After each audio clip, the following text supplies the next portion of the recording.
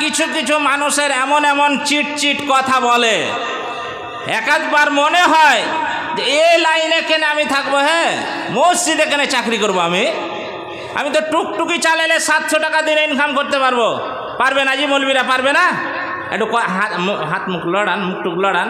একবারে মনে হচ্ছে গাছ হয়ে আপনারা বসে আছেন, আমি একাই বকবো, আপনারা একটু কথা বলবেন।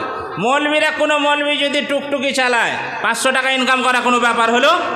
500 টাকা যদি ইনকাম করে তাহলে ওর ক টাকা মাসে? 15,000 টাকা। ওর ডিউটি কতক্ষণ?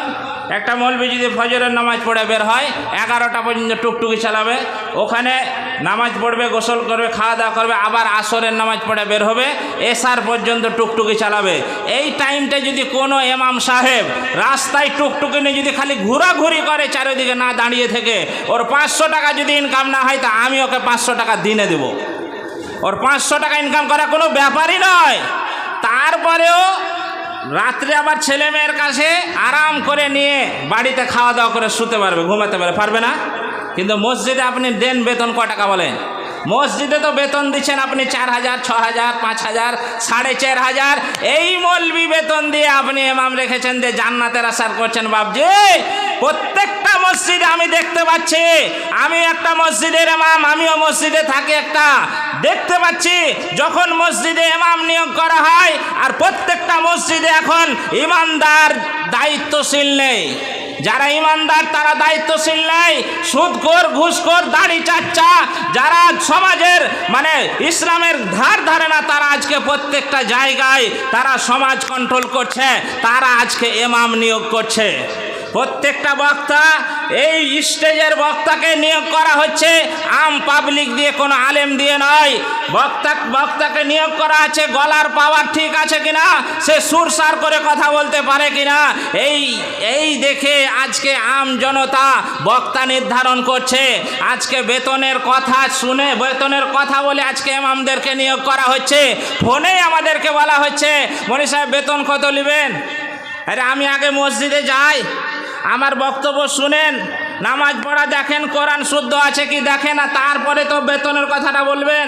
আগেই বলা হচ্ছে মৌলভী সাহেব বেতন কত নেবেন, আপনারা কত দিতে পারবেন? আমাদের বেতন তো 8,500 টাকা মৌলভী সাহেবের ছিল এর আগে, ওরকমই দিব মনে করছি, চিন্তা ভাবনা করছি।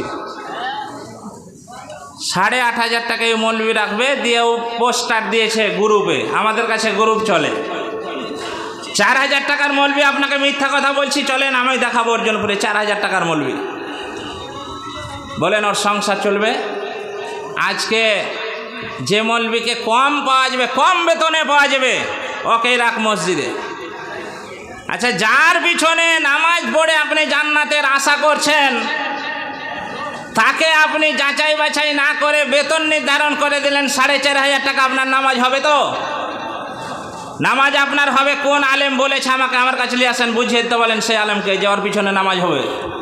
কেমন করে হবে না? একটা আলেমকে যদি 6,000 টাকা বেতন দেওয়া হয়, মিনিমাম 4,000, 4,500, 5,000 টাকা বেতন দেওয়া হয়, তাহলে সেই আলেমটার সংসার চলবে? 6,000 টাকা, 4,500 টাকা সংসার চলবে কারো চলা সম্ভব নয়। এটা যারা বেতন নির্ধারণ করছে তারাও জানে, যারা কমিটি আছে তারাও জানে, যারা মুসাল্লি আছে তারাও জানে যে তার সংসার চলবে না, তারপরেও বাধ্য হয়ে থাকছে। আমি এর আগেও জালসাতে, অনেক জালসাই বলেছি, আজকেও বলছি, আপনি মাওলানা হয়েছেন, ইমামতি করে খেতে হবে, কোরআনের কোনো জায়গায় লেখা নেই, হাদিসের কোনো জায়গায় আল্লাহ নবী বলেনি যে ইমামতি করে তোমাকে খেতে হবে। তুমি বেতন ঠিকঠাক যদি দেয় কাজ করো, না হলে তুমি টুকটুকি চালাও, চটপটি বিক্রি করে তুমি সংসার চালাও, ব্যবসা আছে ব্যবসা করে খাও। তুমি আজকে পাবলিক আমাদেরকে সস্তায় পেয়ে গেছে, তার জন্য পাবলিকেরও দোষ যা আছে, মৌলবীদেরও কিছু দোষ আছে। আমি একটা জায়গায় ফোন করা হলো যে 17,000 টাকা বেতন লাগবে, যদি দিতে পারেন তো বলেন, আপনার মসজিদে যাব। পরবর্তীতে শুনলাম যে একজনে 13,000 টাকায় থাকতে যে সে তাকে রেখে দিয়েছে। এরকম মৌলবী অনেক আছে যে আমি 10,000 টাকা না হলে থাকবো না। কিন্তু কিছু মৌলবী আছে যারা মৌলবী নয়, কোনো রকম দুটো কথা বলতে শিখেছে, তারা আজকে